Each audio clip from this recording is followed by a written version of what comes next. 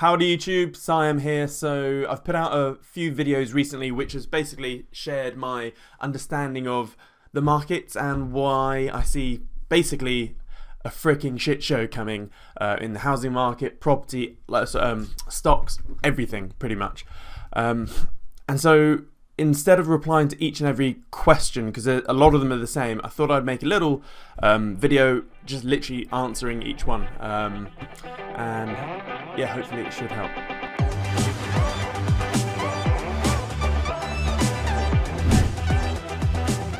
Okay, here we are in the comments bit. Oh, we've got one held for review. Nope, I don't.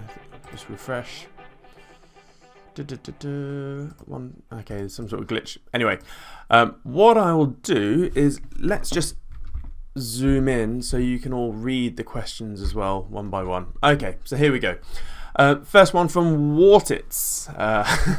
What's your expectation? Purely an educated guess, of course, in terms of timing. I think 20% down this year and at least the same again next year and possibly the same the year after. 60% over 3 years, depending on inflation, employment. IRs, interest rates sound reasonable to me. If this is the big kahuna, and it probably is, it could go further. Yeah, I don't actually have, I personally don't have a target or a level of sort of house price dropping, because ignoring the US, if you just look at the UK, it's not just one area, so to speak. In the UK, there are all sorts of different bubbles and pockets in the UK which where property prices react differently. So if you go back to 2008, I mean, I'm a Norfolk boy, and prices did dip, but they didn't reduce as much as some parts of the rest of the country. So, so I guess overall, like if you took the UK as a whole, I wouldn't be surprised to see 20 to 40% drops in total, and in some parts like 70 to 80%. So especially the higher end houses. So if you're looking pretty much, I mean, I'm looking to buy or build my forever home at the moment, and I've been eyeing up Rightmove and Zoopla for a fair while now. And what I've seen just from my own experience is that all the houses above 1.2 million pounds in the Norfolk area, at least, they're just not selling at all. They are not selling. So for example, if you go to Rightmove and then you type in Brook, it's in Norwich, Norfolk, for sale, this area only, there is, I think it's Brook Manor or Brook Hall. I looked at this. This house, it's a beautiful house, by the way. It's been for 1.85 mil for about 2 years now. This house has been literally empty for over 2 years. They rejected my offer, unfortunately. It's got its own pub. Ridiculous. So, but I see houses like this, they're going to plummet. I mean, I would not be surprised if that house dropped to $1 million. And I mean, yeah. So the higher end houses, I think London was probably going to be hit hard. But overall, I'm just generally really bearish on property long term. Okay, and when I say, or medium to long term. So when I say that, I think we'll have a dip over the next few years for sure. It may bounce as people start buying up, like people like me looking for bargains. We may have a bit of a bounce, but when you're looking sort of 5 to 20 years, so that sort of period, I think there's a few converging things which are going to hurt. So 3D construction, so 3D printing, but construction printing is an exponential tech. So at the moment they can print a 600 square foot house for $4,000 in about 4 hours, and that's just getting better. I mean, 3D printing is at the stage where internet was like 56k dial-up, so that's going to hurt. Obviously you still need land to print a building on it, but if you can print, you know, a house the 10th of the price, it's just going to instantly depress all the other houses on that street in terms of price wise, if that house is a better build and spec than the others. So that's going to hurt. And also, due to all this pandemic stuff, the whole nation, or the whole world pretty much, has been conditioned. So I mean, it could be a few years time and then the WHO goes, hey, new virus, everyone locked down, and then we're in lockdown for a freaking month and no one will question it. And so I think what we'll probably see is a gradual deurbanization of big built-up cities like London, etc., and especially with virtual reality and augmented reality, another exponential tech. When that gets really good, just imagine Zoom on steroids. I don't know. So yeah, with all those things, I don't see property recovering. I mean, just look at Japan. Much of the world is falling in the same footsteps as Japan. I mean, Japan never recovered. I mean, if we just took Japanese Nikkei history chart, here we go. If you just go to macro trends, just look at this all years, get rid of the log scale. Yeah, so look at this, 1919 or 89, we hit all-time highs in the Nikkei, the Japanese stock market, and it was horrendous, and it still hasn't recovered. It still has not recovered, and it will never recover. And it wasn't just the stock market, it was property as well. And I think the world is going into something like this. So yeah, property-wise, sorry, I've gone off on one. Wartits. Yeah, it's just bearish. I'm renting at the moment. I'm waiting for capitulation in this market, so I only buy assets or proper big assets when there's metaphorical blood on the streets, and at the moment there's no blood on the streets. When the Sun newspaper and the Daily Sport start saying there's, house prices are all-time lows, blah blah blah blah, that's a good indicator that we're near the low, not at the low, we're near the low.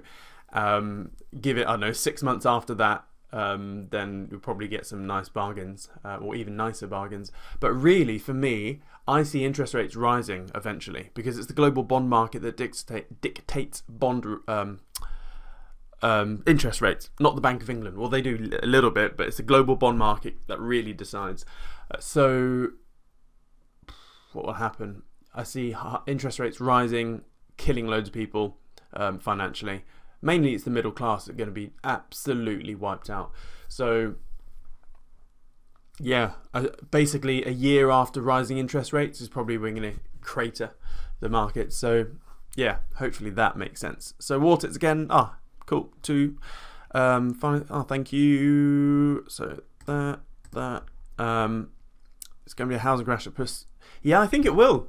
Remember, so one reason why property has been so big is that due to baby boomers. Baby boomers entered their peak consumption, earning and spending, or basically you hit peak earning, consumption, spending when between the age of 35 to 50 really, and it's the baby boomers essentially just boomed property because they are of an ilk or a generation where they have to own things, whereas the millennials, which I guess me or I hate my own demographic, but we are of the sort of the access to rather than the owning generation.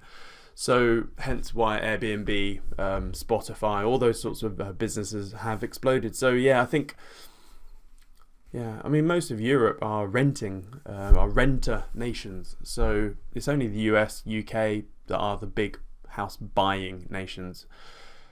So yeah, thank you. Oh, so this one, thank you. Yeah, I don't know. Some people don't like the wording of this money video, but hey ho. Okay, another house one. Andrew, I'm also tired of the supply and demand argument.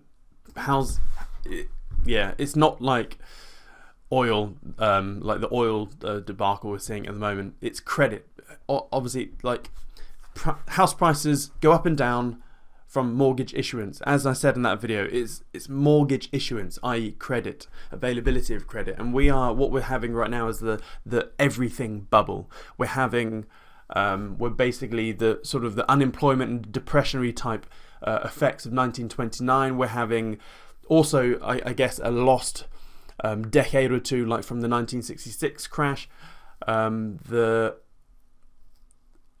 When you look at the inflation adjusted returns, it is a big crash. It's a 15-year crash from 1966.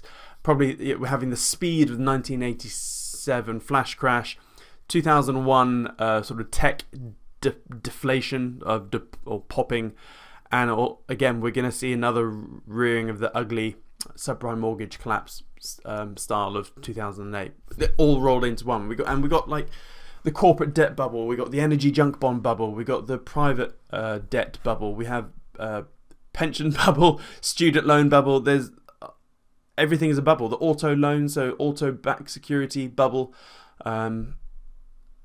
Yeah, there's so many. It's ridiculous. So yeah, and everyone's fleeing to perceived safe havens like the dollar, but it's just a matter of time before these currencies crash as well.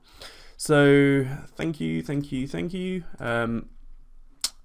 Okay, so here's some more personal questions that I'm seeing. So can I ask a question, please? Was the information mainly aimed at yeah, so that whole video was mainly just aimed towards buy-to-let people, as in people thinking, oh, property always goes up, I've got some spare cash lying around, I'm going to buy a house and let it out straight away. That gravy train is gone. Like, that is no longer, ladies and gents. So yeah, that whole video is just for buy-to-let. I'm not even talking about rent-to-rent, all the other sexy things that you can do in property. It was just buy-to-let. I can make another big long video about, you know, each individual part of property. Although I'm not a property person, for a good reason. As I said in that video, I feel like a meteorologist, and I'm warning a whole bunch of farmers that, you know, a tornado or a hurricane is coming, so don't buy more tractors, etc. And they're like, no, you know nothing about farming, we've been doing it all our lives, blah blah blah. And then lo and behold, hurricane wipes them all out. So okay, so myself and wife have been looking at selling our house and upscaling to a significantly more expensive house. Current house has been valued. Use Help to Buy scheme in order to purchase this new, bigger house. Would you advise us not to move, or do you? Okay, so fortunate. So this is interesting. So what I would personally do is a lot different to what other people would or should do, and that's because everyone has different circumstances. Everyone has different appetites to risk. And also, everyone's not so obsessed with wealth generation, let's say. So, for example, I want to make every penny in my bank account work and return an ROI, whereas most people can't be asked, really. They don't even have a goal of, you know, what, you know, figures they want to hit by what time, etc. Whereas I do. And that's not a bad thing, by the way. People really poo-pooing on people that are trying to, you know, do well for themselves. Like, I've got a family to make. I've got to make look after. I've got a schooling project which is like I need to get off the ground. Like, for example, in my schooling project, it's going to cost 55 grand a month, and that's the minimum viable product. So I need to hit a level of wealth. So 55 grand a month in outgoings isn't going to hurt me. So I have to be obsessed about wealth generation. So the things I do, I probably wouldn't recommend for other people.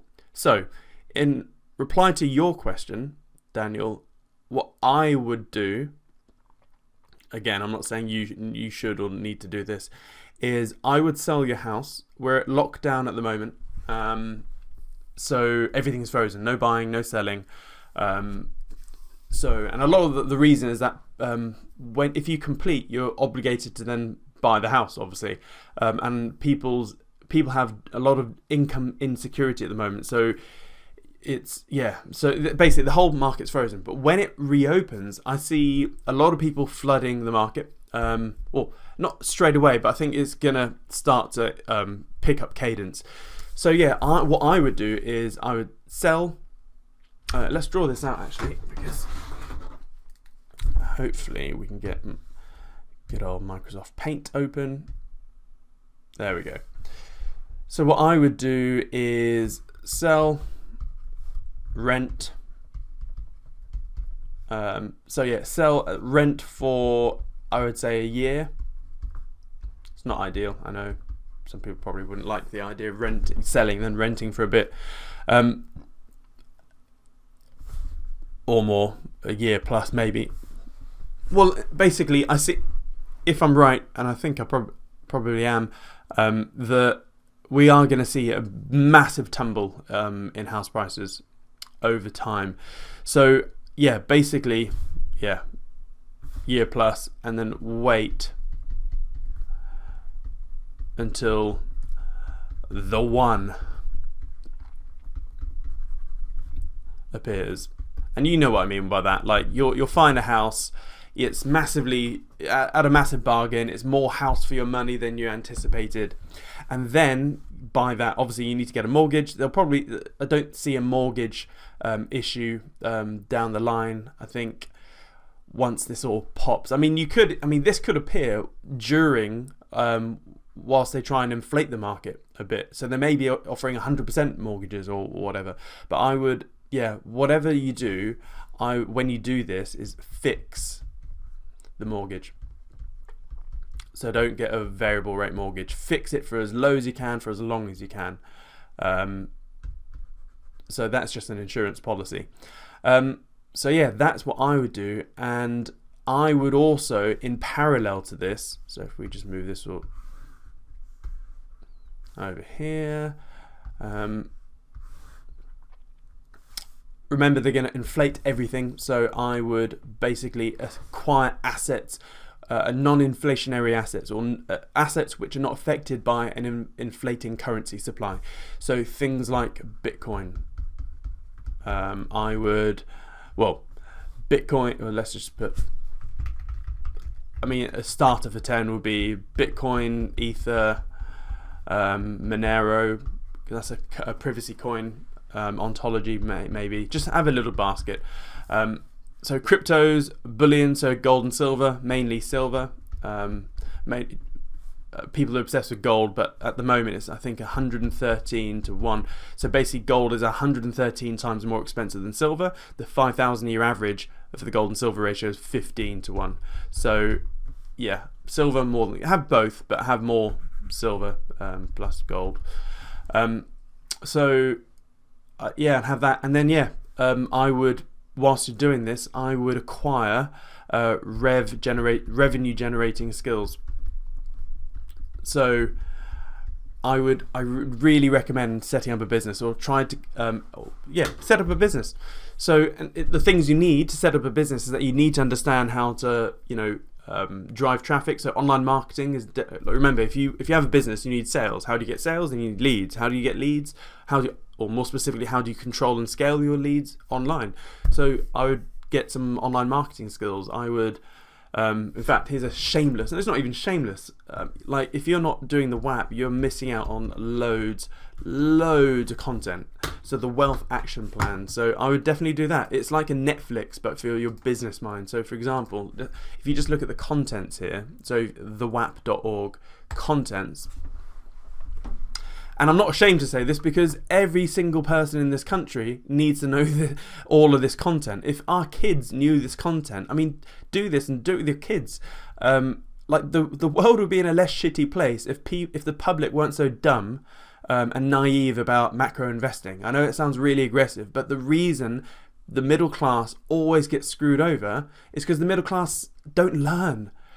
Like history doesn't change when it comes to big macro stuff.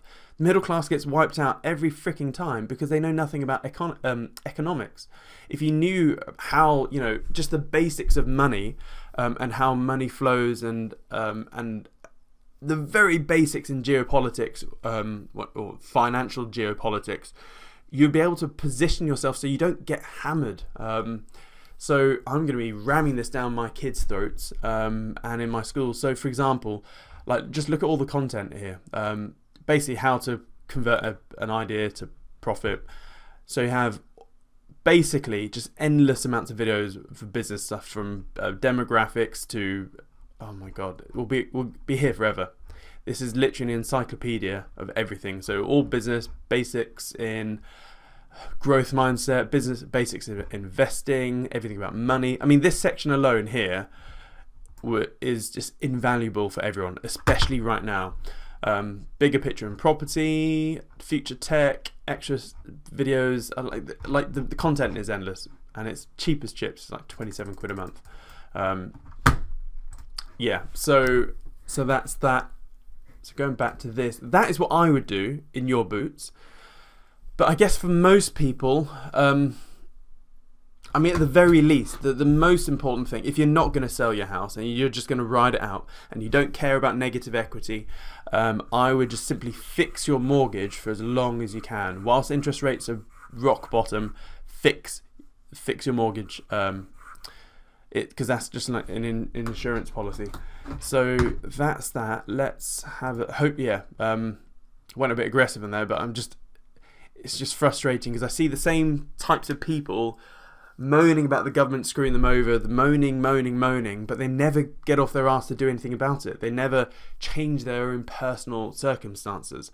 Like, it's a bit negative outlook, but the way I look at the world is that the government will always be shit. Politicians are predominantly crooks. They all have disingenuous agendas, I guess. The government is not there to protect you. It's there to get re-elected. Prices will always be too high. The central banks will always be crooks as well. There will always be poverty and hunger and stuff like that and shit in the world. People will always be dying, okay? People are getting their panties in a twist over COVID-19, but just look at how many people die from car crashes or sugar or obesity or just stuff like that. So, like, yeah, the world is always going to be shit. You know, businesses are always going to be rising and falling. Stocks are always going to be going up and down. Like, this is life, okay? Just, you need to be realistic. You need to be pragmatic. So when you have all of those things, like, okay, what do you need to do in your life to basically make sure that none of these things affect you? And this is why financial intelligence is really, really important, just in general. So hopefully, yeah, probably not the answer you're looking for, but I would personally sell, rent and wait, then buy.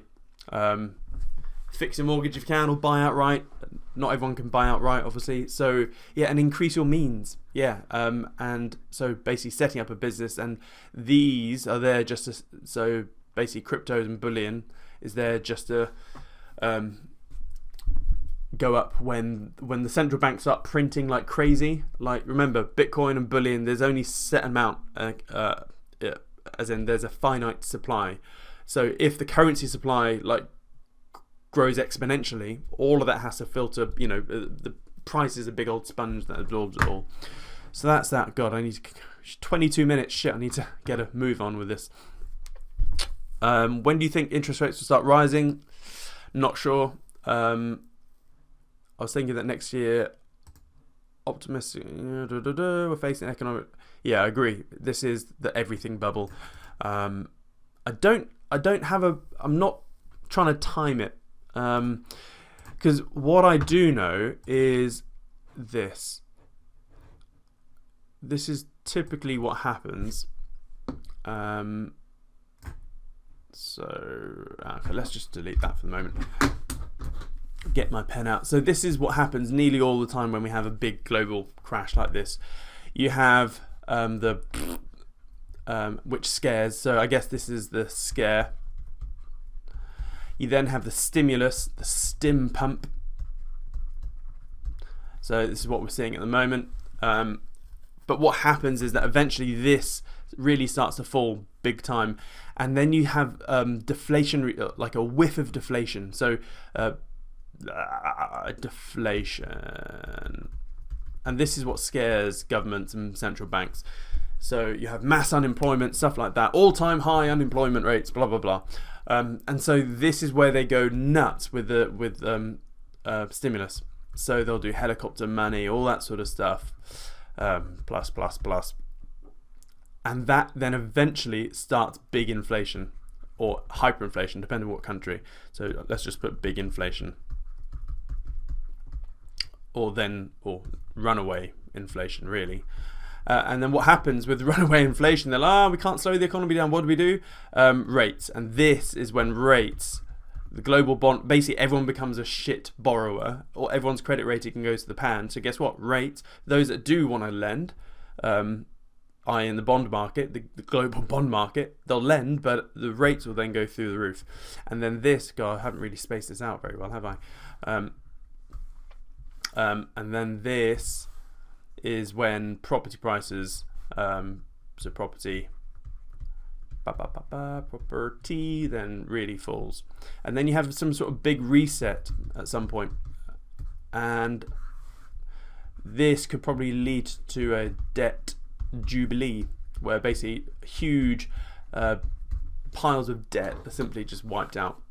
Yeah, it's been happening for thousands of years, debt jubilees, so don't think this is a new thing.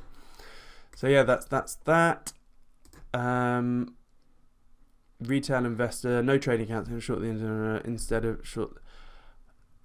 Okay, so if you're not going to be active with trading or investing, so first of all, you need to learn. I mean, now is a bit late, so don't try and learn to trade and then try and short the markets. I think the best thing for you, mate, would be, or anyone else in this situation, buy Bitcoin. Literally, yeah, buy gold and silver and Bitcoin. That is the simplest thing. And then, yeah, secure your job, try and get different income streams to protect yourself. That is the simplest way. I mean, I'm personally going to be shorting it as well, but that's, yeah. So hopefully that makes sense. Any other questions? Yeah, so greenhouse, blah, blah, blah, blah. Yeah, hopefully what I've said will cover this. And I think that is it. Okay, one more question. Here we go. Just purchased a small office. Ouch. Which I'm converting to 3 flats. Ouch. Office cost me $250. Blah blah blah. New value should be $450. I have a mortgage. Blah blah blah. Expected rent of that. Property is in a job rich. Okay. I believe recession people downsize their accommodation, so my rent should go up. Maybe. Depends where it is, mate. I have no idea where this is. I guess in some parts of the UK this could work. What are my options here? Should I take the mortgage on new flats for the next 10 years? Oh, yeah. I would just do 10. Whilst they're rock bottom, yeah, definitely 10. Fix your mortgage for as long as freaking possible. What would happen if NatWest went bankrupt? So yeah, I see a lot of... I do see big banks going bust. And I think the government and central... I don't think they'll bail out the banks this time round. I think they'll bail out the people. And they'll probably they'll create a digital sterling. So what will happen is they'll pump out all these digital pounds, so to speak. And yeah, what will happen is that they'll let's say NatWest go bust, and let's say you had £10,000 in your NatWest account. What they'll do is they'll go, right, we're going to let NatWest go bust because it was a shitty organisation anyway, or like any other bank. And here is a new e-wallet, and you've now got £10,000 of e-pounds. So basically, the government, I think the government will force the Bank of England to become the Bank of England, as in for retail, not just for institutions. So, but I would be nervous, mate. If you go back to January, February when you're planning this, yeah, this was good. We're in a completely new paradigm shift now. I don't this is the new norm. I don't think we're going to go back to normal. So I'd maybe try and... Personally, I wouldn't want to be in that. I wouldn't want to touch it. I see commercial property falling big time as well. And I don't see rent going up. So, I mean, I can't find the chart now, but there's a chart of multi-generational housing. So what we're seeing is that due to everyone downsizing and stuff, we're seeing more people being crammed into houses. So you're having houses with grandparents, the parents and the kids. You're having like 3 generations all in one house. So yeah, multi-generational housing is going up now. So whether they'll go into flats, it's tricky, mate. I wish you the best of luck. I genuinely do. Great content. Can we go further for reading? Yeah, the WAP, big economic factors. But yeah, the WAP will cover all of that. All the realistic trader, as in my trading community. Yeah, so hopefully that makes sense. I think that's it for all the big questions. Yeah, we covered everything, and it's half an hour, so yeah, let's keep it half an hour. And I hope that makes sense. Sorry if I've scared you all, but remember, like history has shown us, through crazy crashes stuff like this, there's huge opportunity. And now is a really easy way to leapfrog your own net worth if you do things right. And for those that don't want to learn or do much active investing, the simplest and easiest thing you can do is just own Bitcoin. If you don't buy, I'd split it half and half. Buy Bitcoin and Ether, and just wait and sit on it. And trust me, over the next 5 years, they're going to go to prices which will seem ridiculous right now. Just like 2 years ago, so Bitcoin was $800 and it's now $8,000. In fact, let's have a look at Bitcoin.